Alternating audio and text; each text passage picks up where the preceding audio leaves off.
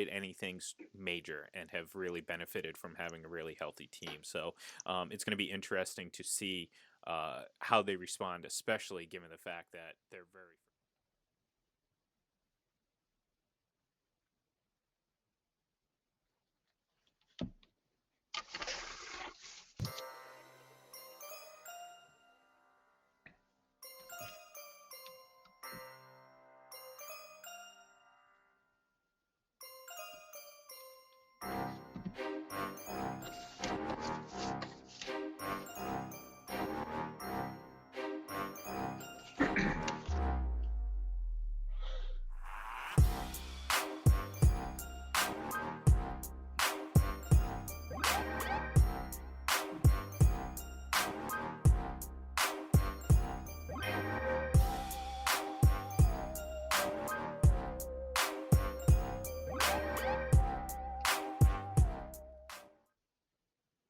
Good evening and welcome to another episode of Under the Helmet. I'm your host, Terrance Biggs. Well, tonight we have a kind of a review and preview. We're going to look back at the last four teams that were in the APDFL playoffs. That's the Mississippi Dynasty, Alabama Blackhawks, Georgia Cobras, and the Gulf Coast Gators. Now, the reason why these four teams are interesting, because not just because they were the last four teams in the playoffs, they've each undergone a mini makeover. They're adding pieces, and we're going to kind of go through it with a player from each team. Of course, Matt Kelly's going to be here, and for me, when I look at the playoffs, I look at the second half of the Blackhawks and Cobras. The Blackhawks had the Cobras gone. They had them on the ropes, and they were about to finish them. And suddenly, out of nowhere, they stopped doing what worked. And for me, it's just one of those things that I can't understand. Like, that just, I mean, they had a chance to end that game, and they never did. Let's see, we have a caller. Who's on the phone tonight? It's Gerard. My man, Gerard Lewis, running back of the Georgia Cobras. Gerard, let me ask you a question. Now, we had just talked about how the Blackhawks had the Cobras going. They had y'all on the ropes, about to finish it off after the first half. When you saw that, what changed? What did you do differently? Well, for me, I didn't do anything differently, and as a team, we didn't do anything differently. We just kept playing the same game, and they made it easier for us, to be honest. I mean, we didn't go away from our game plan. We didn't do anything different from any other game. It just, when they went away from work, that opened the doors for what we normally do, and you seen what happened. I mean, it just because, like I said, it was a tale of two halves where it just seemed like they went away from the run, and just like you said, like that's a credit to your coaching staff. That's a credit to your offense. That's a credit to your defense. Like, one thing people forget about the Cobras is how underrated their defense is, especially the interior of the defensive line. You have a defensive tackle. I don't know his name. I think it was like number 92 or 72. One of those. That dude was there all game. He was there all game, and he was there like pretty much either in the backfield or trying to make plays. And you never quit. Yeah. And when you see teams get down by 2 scores and they tend to fold up in the third, it shows that they weren't too certain about being there. Before last season started, I had a talk with a few guys, and they said, watch the Cobras. They said if the Cobras traveled well, they'd be a threat. And look at y'all now. Like, y'all were a threat. And you were a step from like winning the championship. And that's a credit to y'all. We are also joined by Gulf Coast Gators edge rusher Eugene Robinson. Gino, what's good? Not much. How you doing?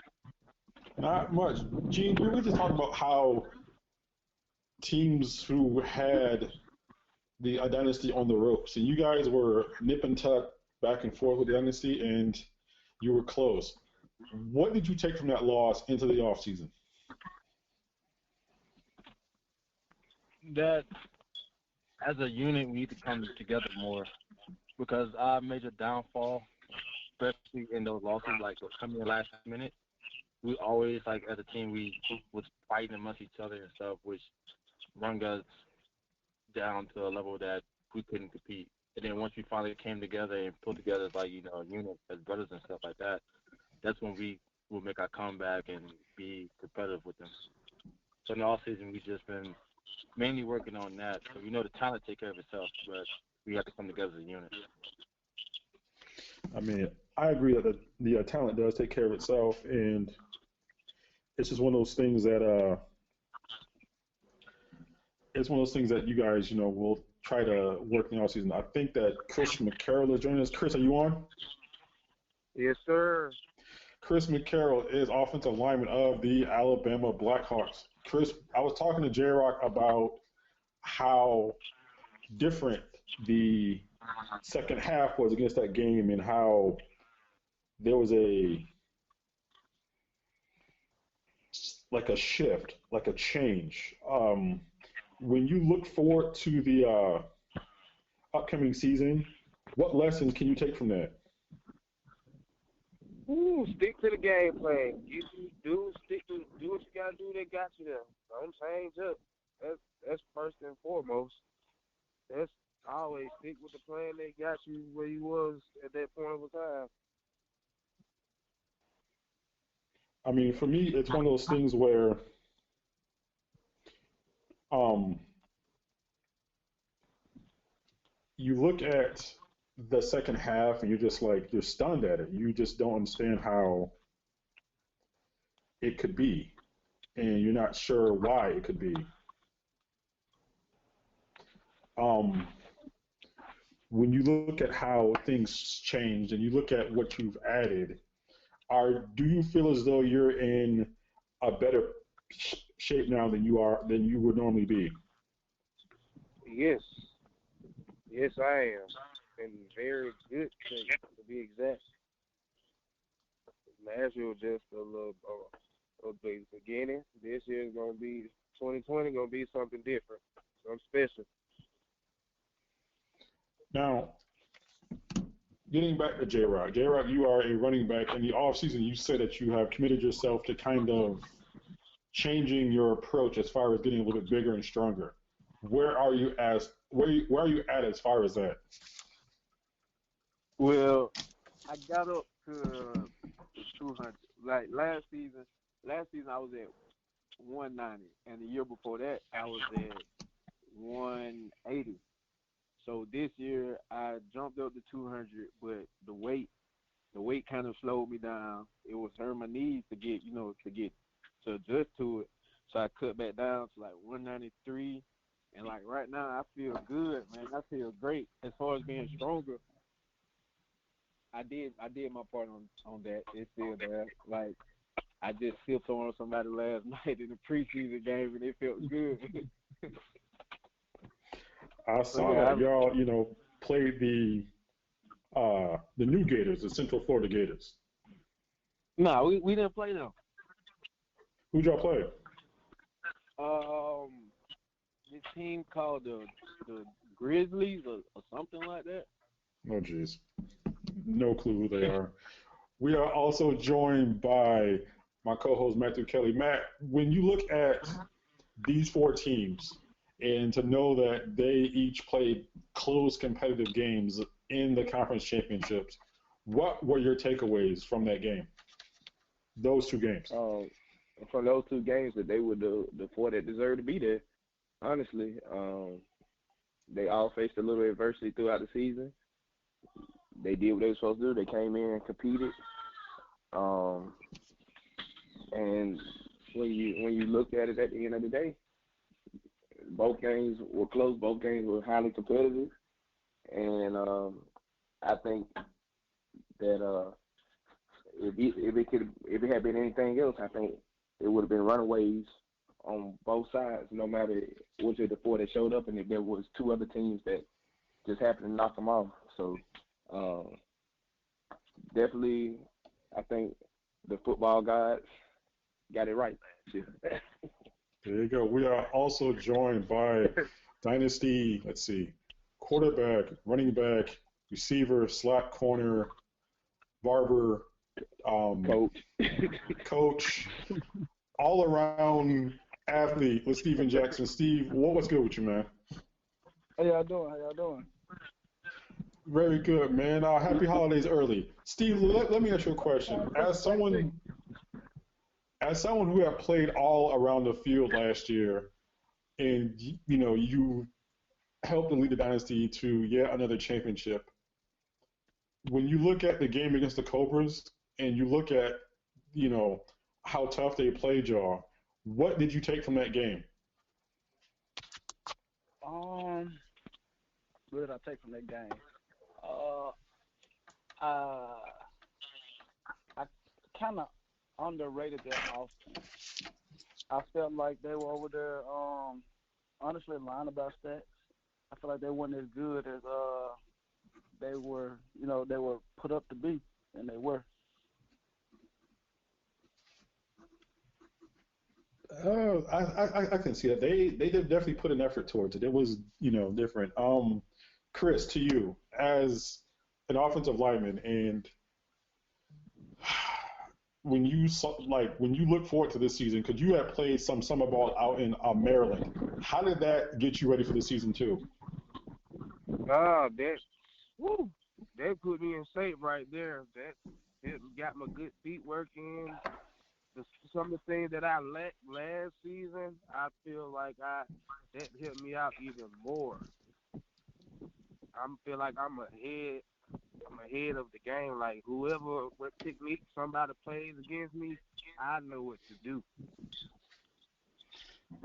Now, Gene, I know, Gino, you had said that you were trying to put on weight, but then because your metabolism's so fast, you play around the 175 to 180 limit, and you were saying how at times like the game is a release from everyday stress and trauma. How do you channel that into this upcoming season?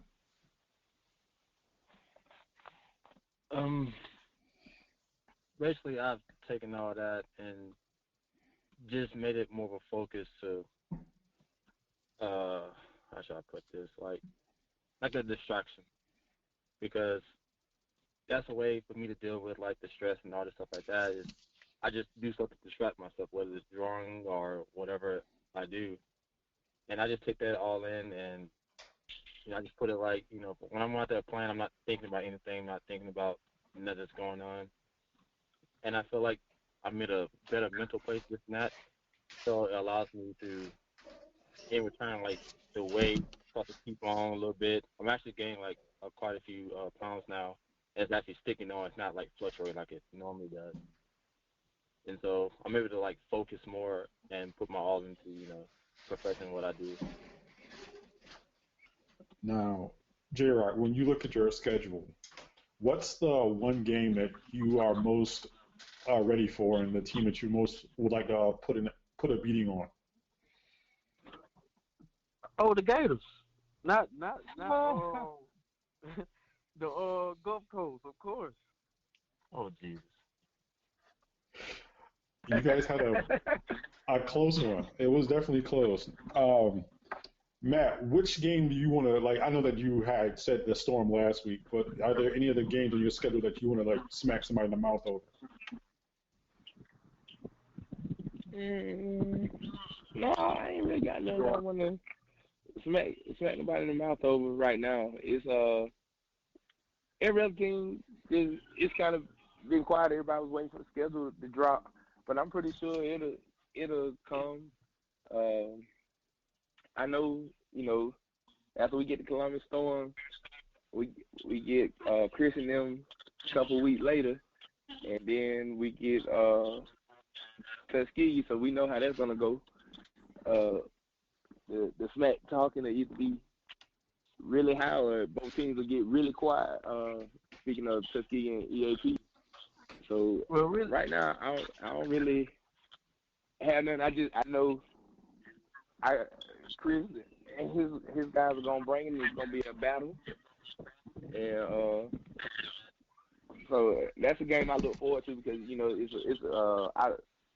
not where you want to smack somebody in the mouth, but it's a measuring stick game for us Yeah. There you go. on the American side. well, really for me, it was 3 games. Really for me, it was 3 games. Just like for Matt, it's 3 games for me. For the Gulf Coast Gators, I want to play them again because for one, the game went down to the wire and like it was a good game. I mean, they had one better player than we did, which was the kicker. And other than that, I really feel like the game would have been going back and forth all night. Like the game was good. It's just one of those games where everything was exciting on the defensive side, the offensive side. Like everything was good. So that's not a personal game, that I want to beat, but I want to beat them because they beat us last year.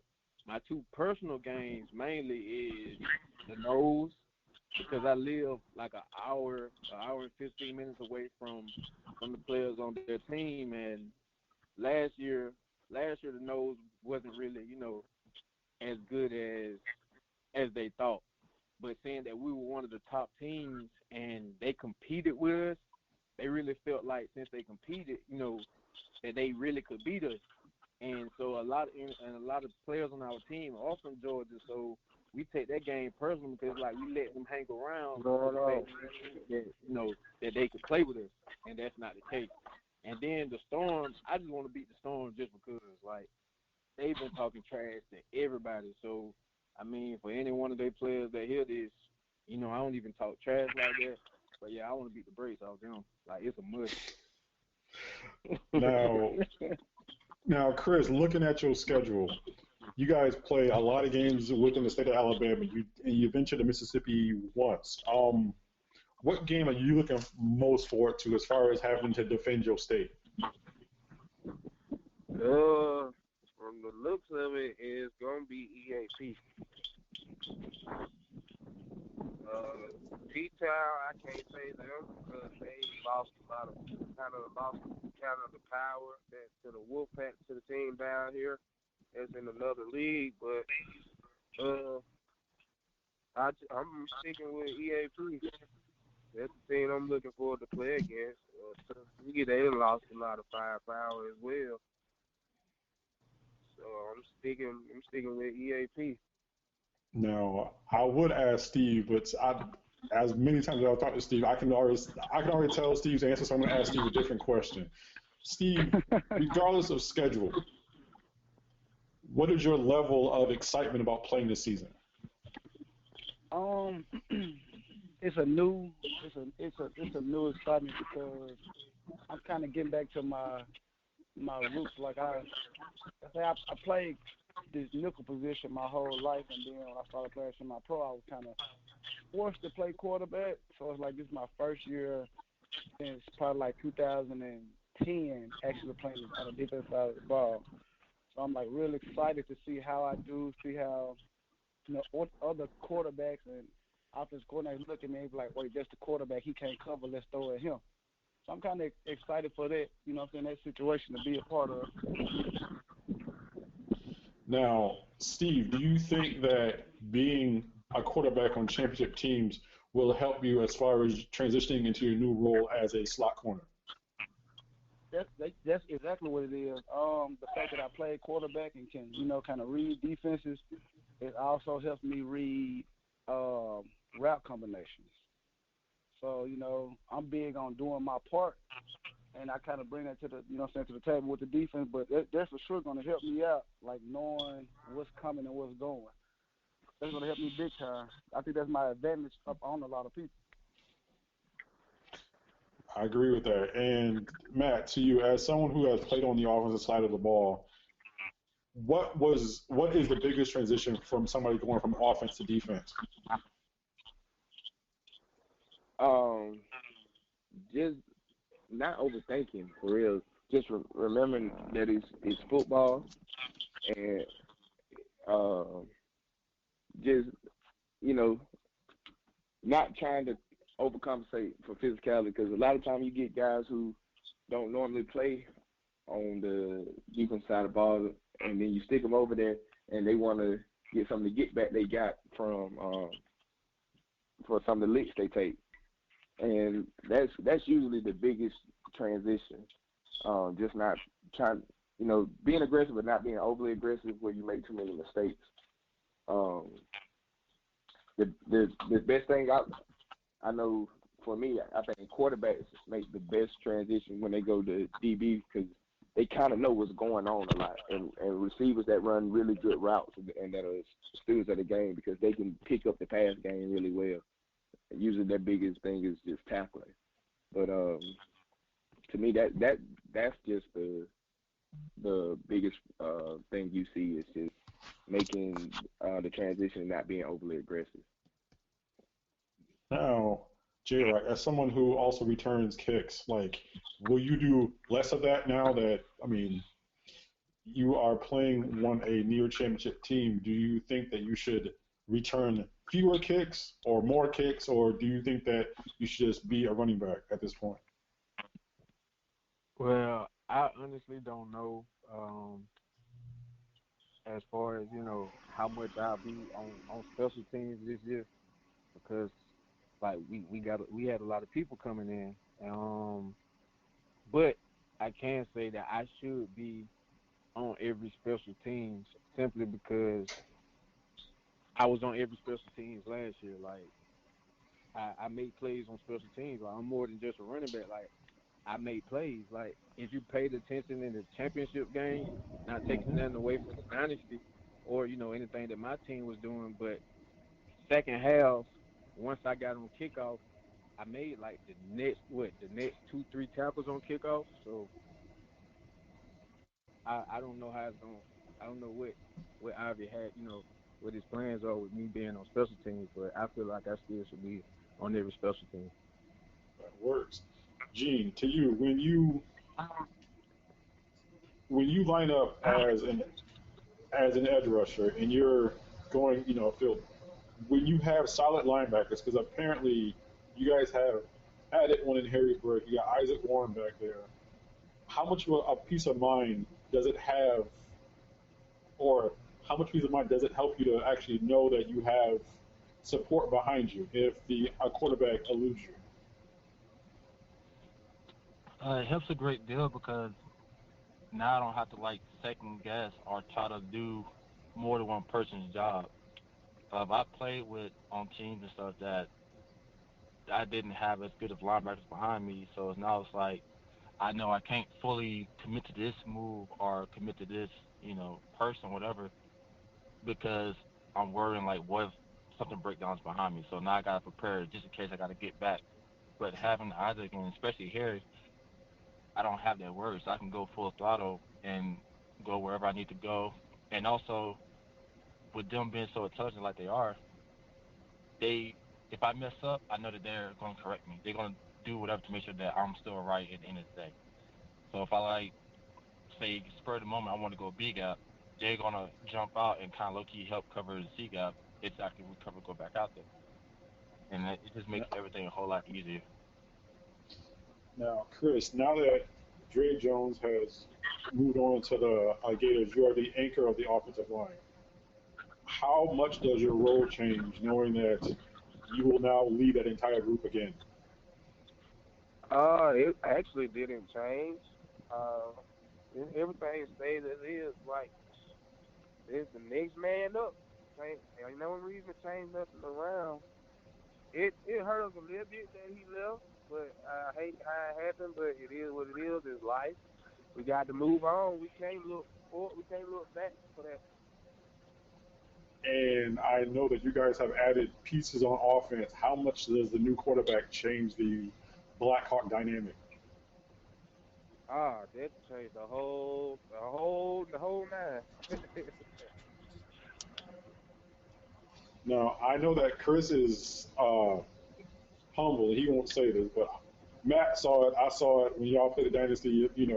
The rollout of the quarterback on fourth down when you're in the red zone is still one of the most wild plays I've ever seen. It's just one of those things that I wouldn't have called that one, but that's neither here nor there. Matt, to you, when you look at all the athletes that EAP has, and you're a speed-based team, how have you looked for more size up front as far as being on each of the lines of scrimmage? Um, we took an emphasis of trying to keep our speed, kind of like what J. Rod did, keep our speed, but getting bigger and more physical up front. Um, we've also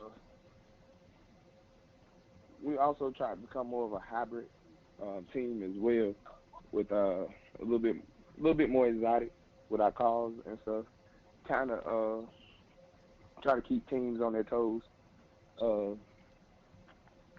Last year a lot of people used to come to us after the game and say, "Hey, y'all slow to the ball like none other." And this year we want to be stronger and more physical up front, but we want to keep the same speed and intensity to the ball. So we've really made an emphasis with our linemen to be disruptive up front. Just stay disruptive, be disruptive. Cause chaos up front, and let what we do what we do best. Now, Steve, lining up in the slot corner, I got two questions for you. First, you're replacing Mike Johnson, who is an outstanding slot himself. What will you learn from Mike in that process? That's one question. Second question is, as a former quarterback, you've been hit by many defenders. Well, not many, but you've been hit by some defenders. Which one quarterback are you most looking forward to laying that helmet on? The first question, in my eyes, Mike Johnson is the best DB in semi-pro football. Me and him talk a lot. We just two different types of corners. We both aggressive. He's a smaller guy. He's more, faster than me, but we got the same exact techniques, I want to say. And, I'm trying to learn a lot from him. So he gets me through it a lot. Then, as of right now, he's hurt, so he's our DB coach. So that helps me out a lot. As far as who I would like to hit, two guys. I heard that they got Matt playing in the slot with who is there with the Gators. Gotta hit Matt. I like the way Matt plays football, so like I said, that'll be a nice challenge. I gotta hit Matt. And Javon, from what I heard, he's playing receiver now for the Kings. He's been playing quarterback for a while. He's a pocket passer. So I don't watch him, I don't watch him look good for the last few years, and now he's playing receiver. So, that's he crazy. He gotta get it. That's a big boy, though. That's like 230 right there. I'm here for that collision. I am here to see that contact. J-Rock, to you, like when you look at the scheme of your offense and you look at where the Cobras want to be, which is a championship team, who's the one player on your team that has, or do you think will have a monster season that no one knows about?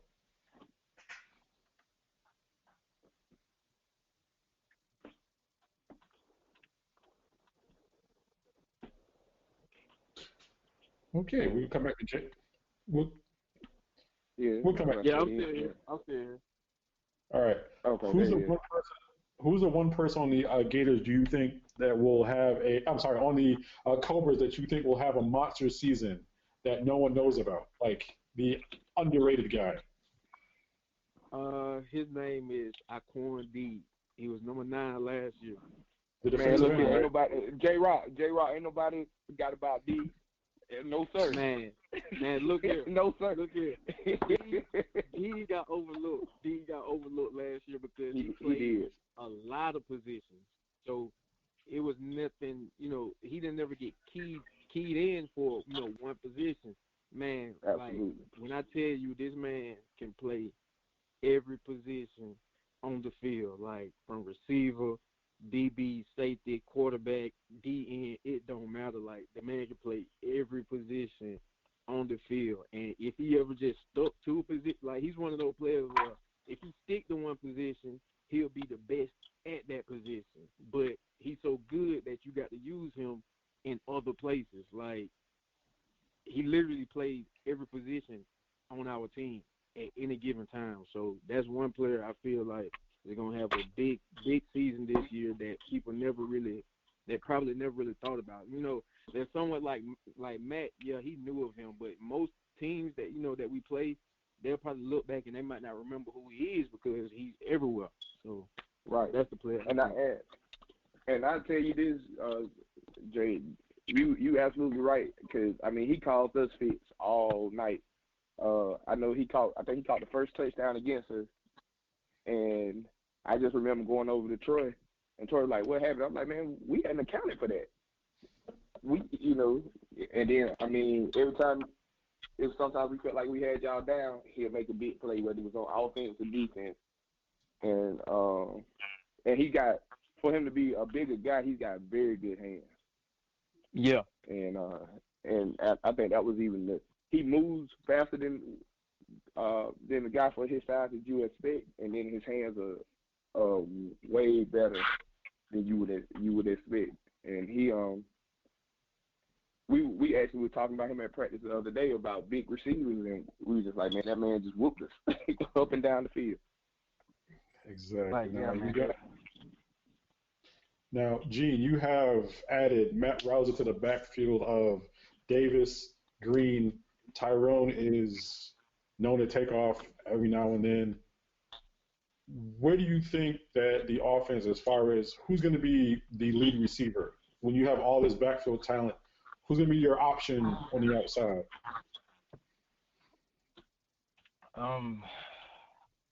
We have actually a couple of people that, Tyree, he's going to be able to step up a lot more and get more touches and stuff, especially from what he had last year.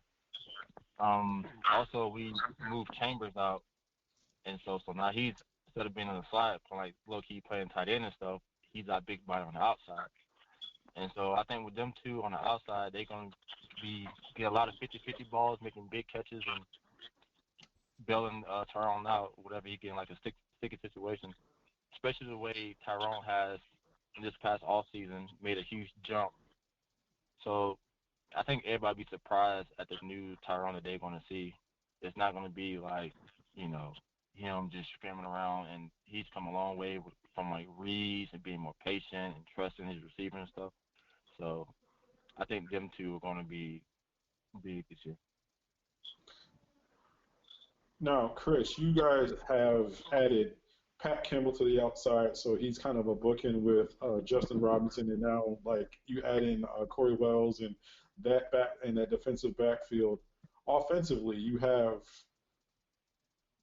4 running backs that are just handfuls and who all run differently. As far as receiver, who's the one receiver that we need to watch out for? This one guy, he's not only play receiver, he's actually a running back as well. Jamarcus Brown, number 1. People slept on him. Like, he helped us out when we played the Cobras in the conference championship. Nobody knew who he was. Everybody kept saying, hey, whoever that guy is, he's fast. Nobody knows. There's one person that's going to have a breakout year. I feel like they're going to have one in 2020. There you go. Now, Matt, who's the one EAP that flies under the radar? The one guy that just no one knows about, people sleep on him a little bit. Who's that one guy?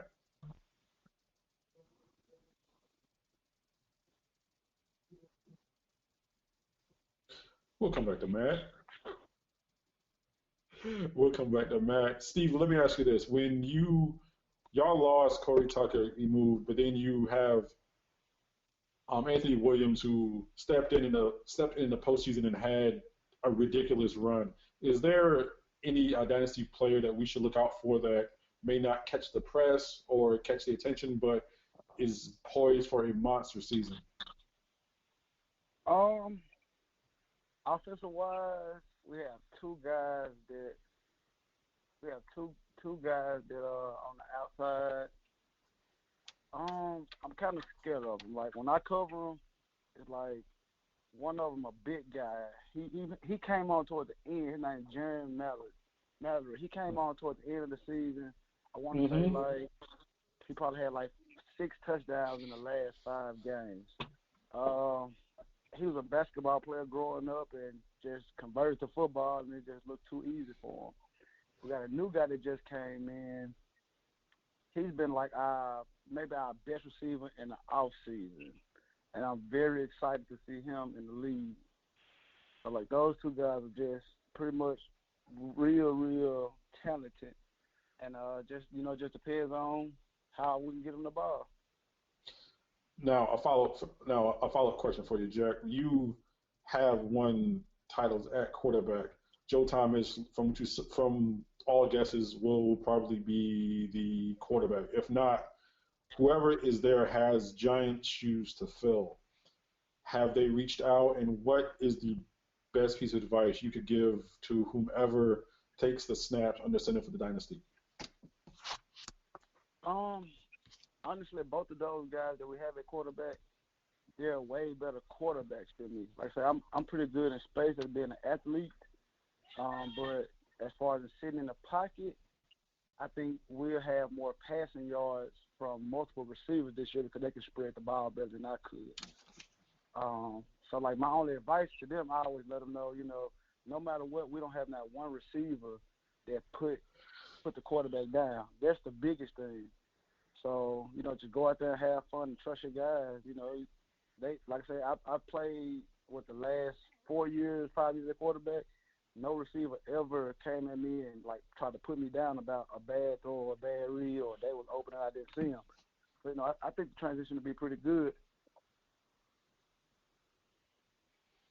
Yeah, I mean, that's how definitely I see it too. Now, Matt, sorry. Yeah. Go ahead. Now, when you look at the complexion of the league with all the new teams and you look at all of the mouth running and all of the talking of teams that no one has ever heard of but look good on tape, which team do you legitimately expect to be a late season threat? They might not have the greatest seasons, say through week 6, but come week 7 and 8, they'll start making that run. Which of the new teams will make that late run? Panhandle Crusaders. I think it's gonna be Panhandle. Just because I've played against Panhandle, and I think it's gonna be an adjustment for them. But they may make a late season push. So I don't know if they're the Panhandle or old, but from the history of the program that I know, I think they're gonna be a threat toward the end of the season. Now, J-Rock, you guys, being in Georgia, we talked about this somewhat last week, but not too much. You had teams from another league, like, saying how they want to play the best, the best in this league versus the best of their league. Is it worth it? I would say, with me being from Georgia, well, first, before I even started playing with the Cobras, I was playing with a subpar team in Atlanta, and then I came on to the Cobras through one of my high school coaches. The only team, me personally, that I feel like is worth it is this team called the Metro Atlanta Horsemen. They're like they run Atlanta. Like, there's no question about it. They run Atlanta. But at the same time, it's like they don't really play anybody. It's just like they don't really play anybody outside of Atlanta. Like, they just it's funny because everybody in Atlanta only wants to play Atlanta teams. That's the thing about it. They never try to venture outside of Georgia. But that's the one team that I feel like, yeah, it's worth playing. Like, it's worth playing. If you want to play a top team from Georgia, and you want to get your money's worth or whatever, and you want to challenge yourself, obviously it's either us or them. I I'm gonna With tell J-Rock. her. J-Rock, Nothing I'm gonna have to say this. Y'all are the standard in Georgia right now. Metro do have a long history of championships and stuff like that, but they're not what they used to be. And, you know, they were over here for a while, and they were middle of the road. I don't know if they reloaded now. I remember that, but they wasn't that Yeah. good when they was in the league. But my biggest thing, Terry, is with the teams that come from that other league is like the Atlanta Tigers, who we all on this phone then probably had the Atlanta Tigers on our schedule one time or another. And we remember the Atlanta Tigers that were 0-10. If you were beating them by 40, they were ready to fight you by the third quarter, or they walk off the field and cut the lights off. But you know, that's what they do in Atlanta now. yeah, but now, you know, they get over there and now they all whooping at them. Now, Chris, there are more teams in Alabama than any state in this league. Are there any teams that currently play in this league that from Alabama that shouldn't play in this league?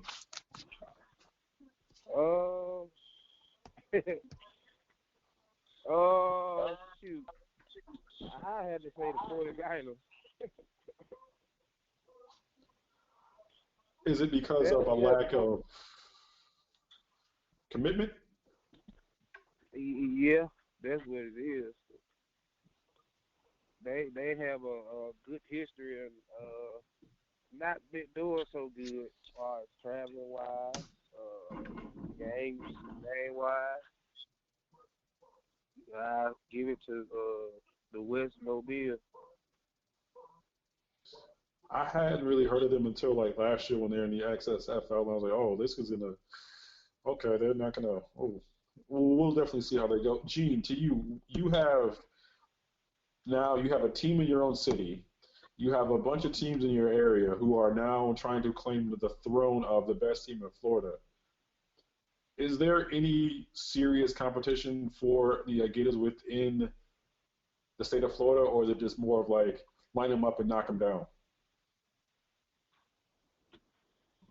In the Panhandle, I honestly don't see anybody really competing with us. The only people that would be close would be the Crusaders, but we all have like a long history with them, whether they're like we played on different teams with them or like a lot of people that's on my team. They all played in high school together, they all knew each other from growing up and stuff. But when I played against them, I wasn't really too impressed. And like I played with some, like when their first year in the other league when they won the first championship, I was playing with the Scorpions at the time, and half of the team was on the Scorpions. And then it was a battle between, we was undefeated that year, and we was going against the Nightmare just before they turned back into the Strikers. And we both was undefeated. And a lot of people was like, okay, whichever team win, that's who we're gonna go play for. And then we ended up losing last minute to the Nightmare. And then half of the team left off the Scorpions and went to the Crusaders. So it's like, to me, I feel like a lot of them like don't really like competition like that. Or like they try for a team to see that that's more than like 2 or 3 people in their position that they got to compete against. They go over there. And I'm not impressed by that league because the league they was in was literally like 4 or 5 teams. Yeah, most of them was trash. So you can't come from a trash league playing against trash teams and then come over here expect you're gonna just first of all dethrone us. And like they've been talking so much trash to me that nobody can block me.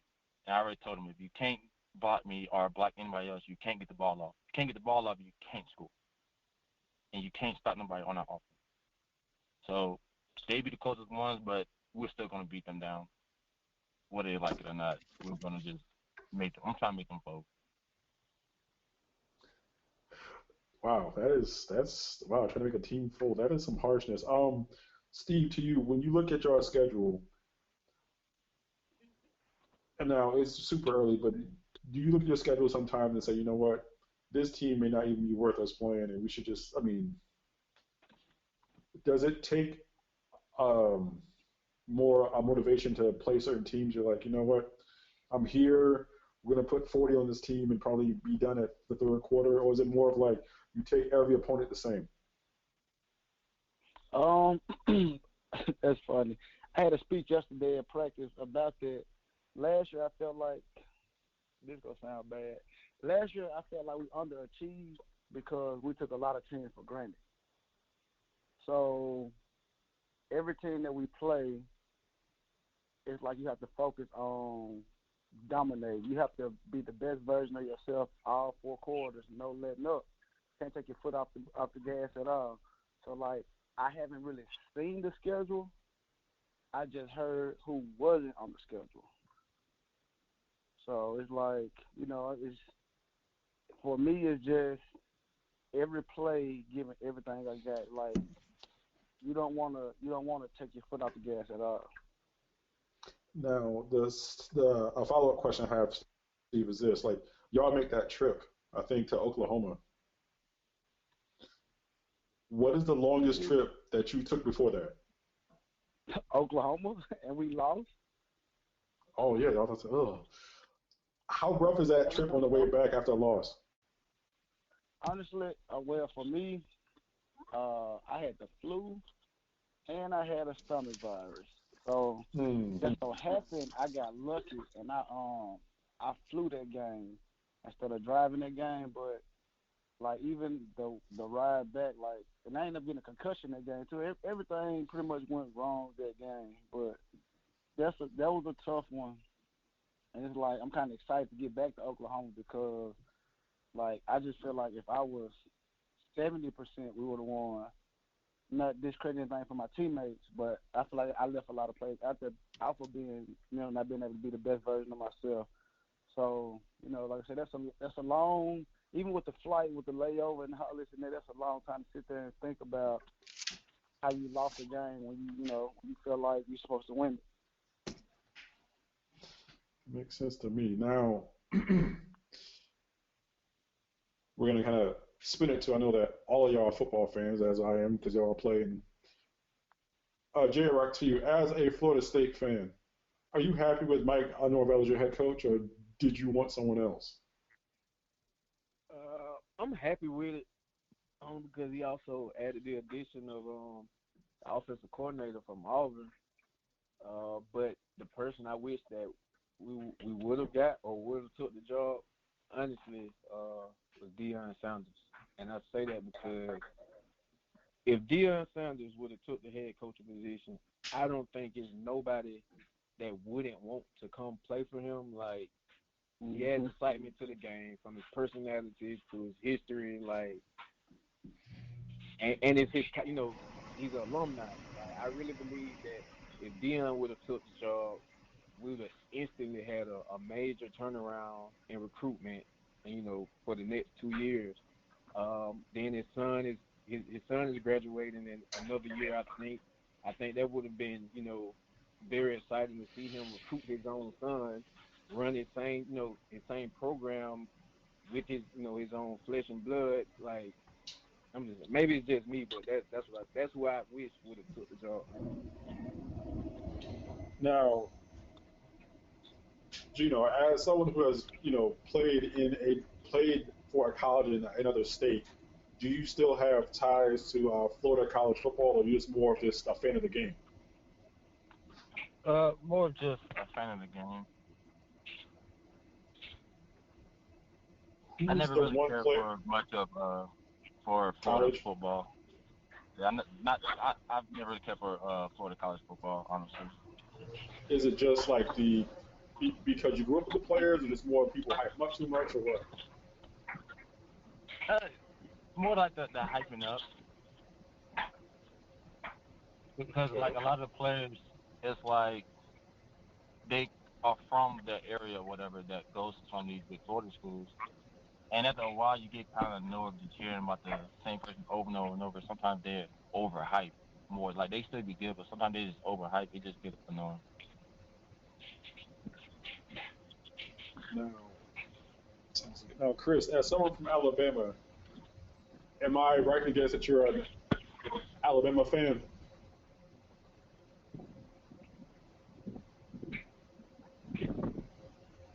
I can't hear you say that again. Are you a Alabama fan, Chris? Yes, sir. Roll Tide. Now, I've asked this last week. I'm going to ask you this week.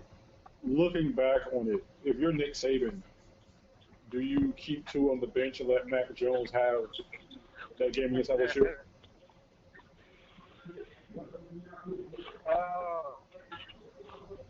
Whew, that's kind of hard with that. Mm. I can't even answer that. Chris just need a second. That's all. He just need a second. All over just say Roll Tide and keep it moving. Now, Matt, who is one name that will be in the 2020 draft coming out of Auburn that people should watch for? Derek Brown. Outside of Derek Brown. Other than Derek Brown, Mm-hmm. man, it'd have to be Marlon then. I hadn't really. We have been focused the last couple of weeks. We've been focused on getting an offensive coordinator, which that's what I've been talking with most of my former teammates and stuff like that. So we really don't know any underclassmen that's gonna jump out there this year. But you know, if it ain't there, you know, I would say it would have been Marlon was there. And I mean, we were still young, even though we were there. So I had to go with Marlon is just the other name. That's the best two we got coming out right now. So that's I agree. Steve, kind of a football question, but kind of a life question. When you look at all the nonsense surrounding people who don't want Michael Vick to be an honorary captain, even though he has paid his debt to society, he served his time, stayed out of trouble since. Do you think it's more of the fact that people are upset with his crime or the color of his skin? You asked me that? Steve. Most definitely the color of his skin. Now, 100% the color of his skin, and how dominant he was being something different.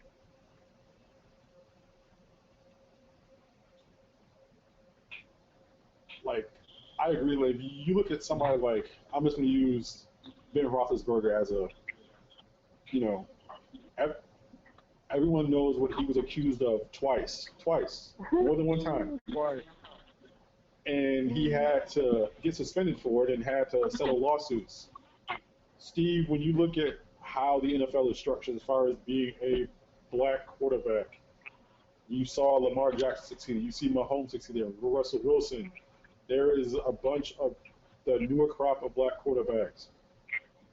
If they all came to you and asked you for 3 pieces of advice on how to deal with being a black quarterback in a white world or a white league, what would you tell them?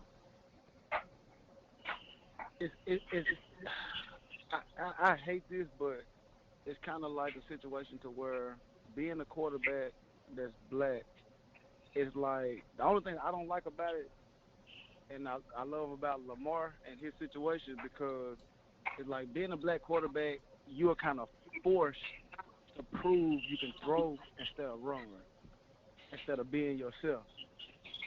Like, and I'm a victim of it. You know, I tried to prove that I can be a pocket passer, but you know, at the end of the day, that's trying to make the wrong people happy. So that's why I'm so much a big fan of like to say the Russell Wilson, the Deshaun Jacksons, all those guys. I mean Deshaun Watson and Lamar Jackson, because they kind of changing it up to where I feel like, you know, people waiting on them to fail, waiting on them to say this and that negative about them, but they're so far on top of the game to where it's like they don't leave people room to say where the black quarterback can't run. I think that's what happened to Cam Newton. If Cam Newton him and RG3 continue to use their legs to extend plays and make plays, then they won't have the careers they had. I agree with that. Steve, to jump back on the league for a quick second, who's the one player that you see who may have posted in the room or talks on social media, who talks in general, who should never say a word again? The one person who should not talk ever. That's a tough question. That's a tough one. And the reason it's a tough one because a lot of the opponents that I have played against, I feel like, and like I say, not trying to say this the wrong way, but I feel like we get everybody's best shot. So it's like I can't really call out a certain opponent. I was like, he terrible, he shouldn't talk.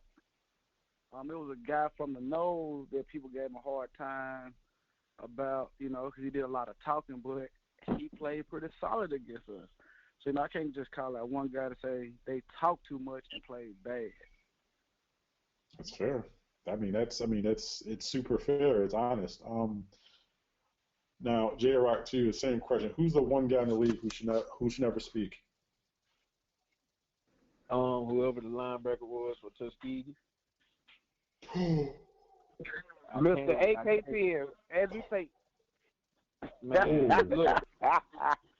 That's exactly who he's talking about. I know that's who he's talking about. Ask me that question again. Okay. I don't know his number. I can't remember his number. I can just remember his face and his name. That's the only thing I can remember. Like, and what he said to me, or what I found out he said about me or whatever after I had that big collision with one of their players and I had blanked out for a while.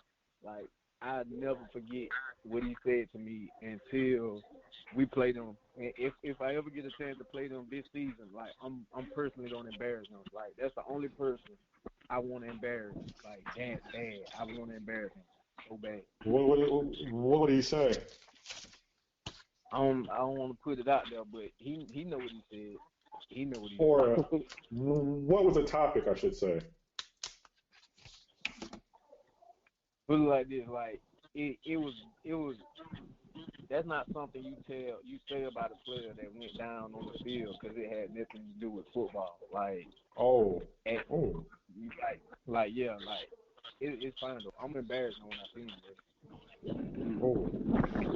That might be a game that we need to go live on.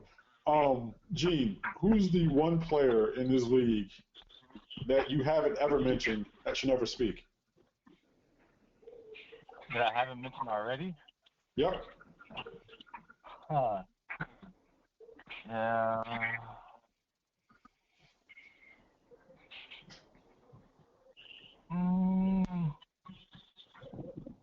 I kind of called him out already, but not. I did kind of apologize for it, but I'm gonna double back down on it. But Paul, like, I remember at one point he was putting it out there that, like, yo, if you go one high, I'm gonna embarrass you, blah blah blah blah. And I ended up missing a game, which I was mad about. But we played one high, and he threw like 4 picks. So we kind of bust that myth that he was putting out there that, like, he embarrassed anybody to go one high, and they did lose that game against us. And then now he's in, I guess, with the Kings. Mm-hmm. And I'm upset that we can't play them because unless we're making the playoffs. But yeah, that all the talking about, supposed airing it out, this and that, just stop. Chris, who's that one player that you see, even though you're a calm and you're not really confrontational type, who's that one player you should never talk, ever? Shit, I'm going to say it again. What's his name? Tuskegee? Andrew Tate, Mr. AK10, the linebacker. Yeah, he talking. That's 2 votes. Big game. What number he was? Number 10. Is that the one that played with? Did he play with the Chiefs before that? No, he ain't played with us. No, He ain't played with us. He ain't played with us. He played. He Played at Tuskegee. Yeah, he I always. remember like it was yesterday. He was number 10. He called me all types of names and shit. So yeah, I say him. Matt, who was the guy that played with the Chiefs then went to Tuskegee, the linebacker? Greg Moss. Greg. Oh. Not Greg. The linebacker. He was like older guy, big heavy set guy, older guy. He did a lot of talking. It might be Isaiah. Was it 51? Isaiah. That's the worst linebacker I ever seen in my life. And he talked so much on the page. That is the worst linebacker I ever seen in my life.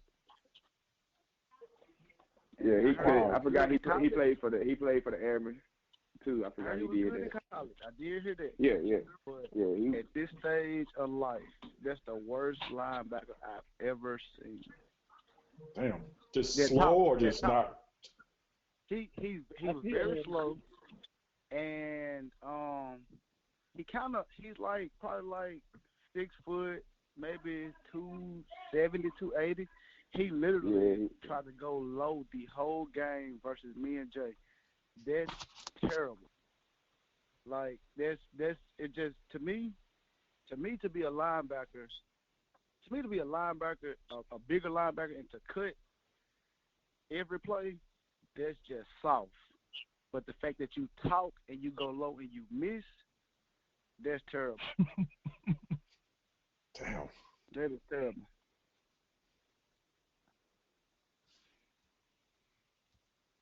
Damn. Now, Steve, you have mentioned Jay, and Jay will tell you this himself. I'm on Jay's ass constantly about, like, I always tell him that he will be as good as he wants to be. If you had to put him at either a running back or linebacker, which one would you think he should start at full time? Full time, it depends on the team. Like full time, he's the best linebacker in the league. I've said it multiple times. He should be playing football on Sundays at linebacker. With the right offensive line, not knocking ours, but we have more of a zone read. With the right offensive line, or the way he's feeling, you put him at running back, you're not tackling him. Like once he get going downhill, you kind of in trouble. So it's just like, I say linebacker for sure, but, you can't really go wrong. That's all. Keep that man at linebacker. Don't let him go to running back. Yeah, like I say, linebacker, he's a nightmare. Like he's a nightmare linebacker. Because he can cover. Like, in the championship game, we put him at corner one play. You know what I'm saying? Well, for one drive. So, like, good luck. Like, good luck with him. Good luck with him. I always tell him that he's on, like, the only thing that will hold him back is his own limitations in his mind. Like, he can play both. But I've seen him at linebacker and I've seen him at running back. It's one of those dudes that he's one of those dudes that will talk, but also will show up on Saturdays and lay folks out. Last question for all of you. What is the worst Christmas gift you ever got? First goes to J-Rock. What's the worst Christmas gift you ever got?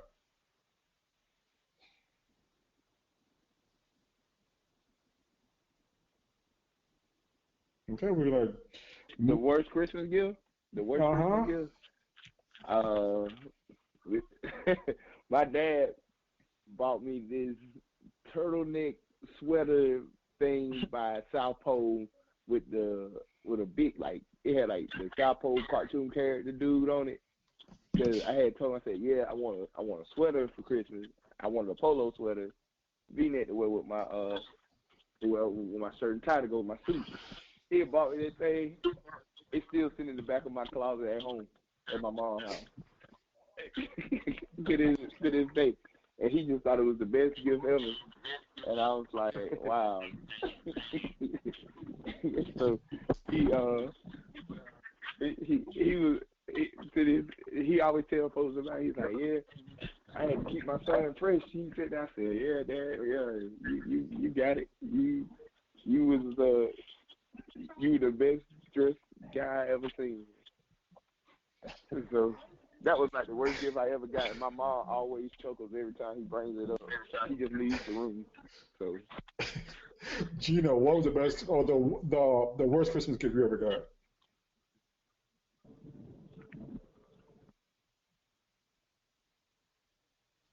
We'll come back to Gino. Chris, what was the worst Christmas gift you ever got? What you got? Oh, the worst Christmas gift you ever got. I want to say I was in middle school.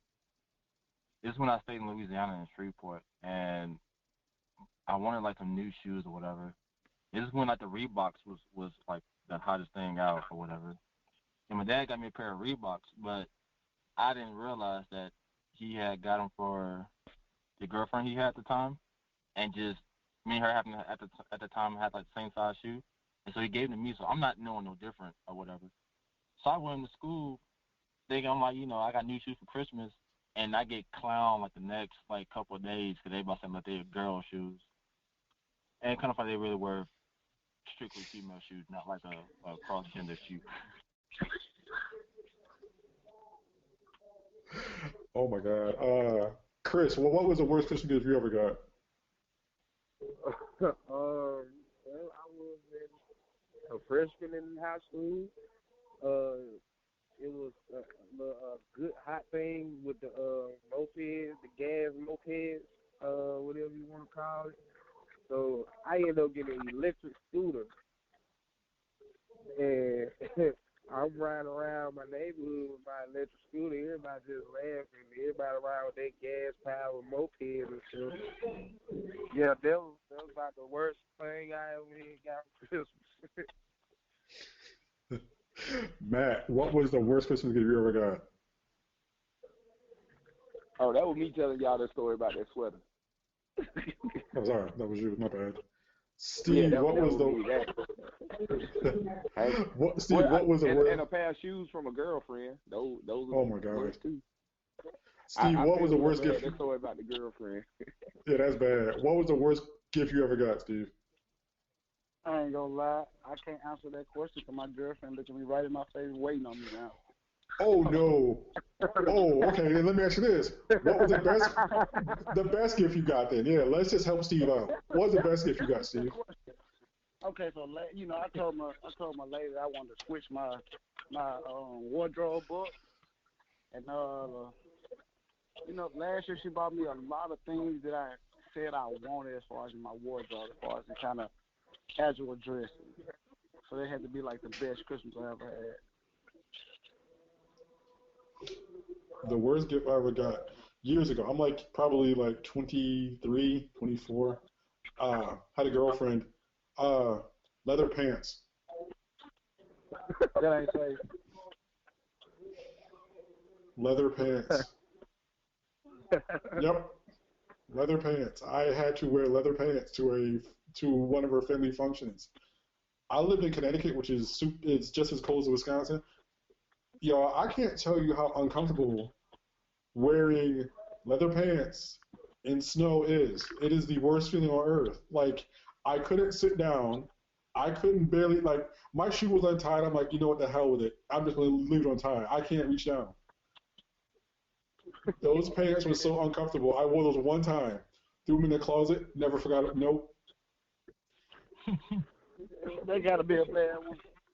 That was bad. I was so mad. I was like, really? I'm like, I was hoping that like something like anything else. Box open, leather pants. Get out. I'm like, oh God, no. That was all bad. Like, I'm still to this day. This has been like 20 some odd years. I'm still laughing about it. I'm still a little bit salty. But fellas, I want to thank all y'all for joining us tonight. I'm sure we'll be in touch before the season starts.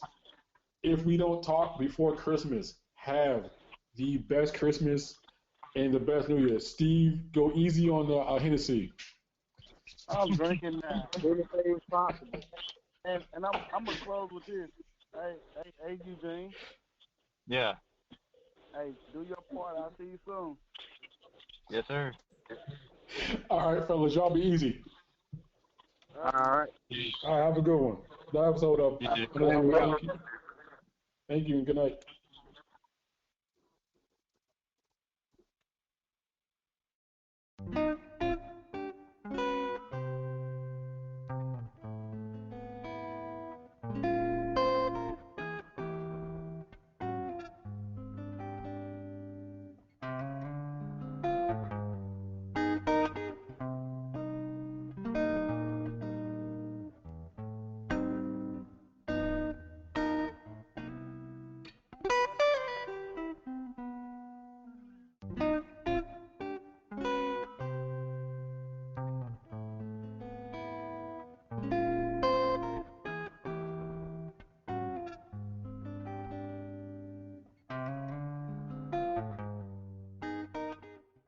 Matchup is against perhaps the best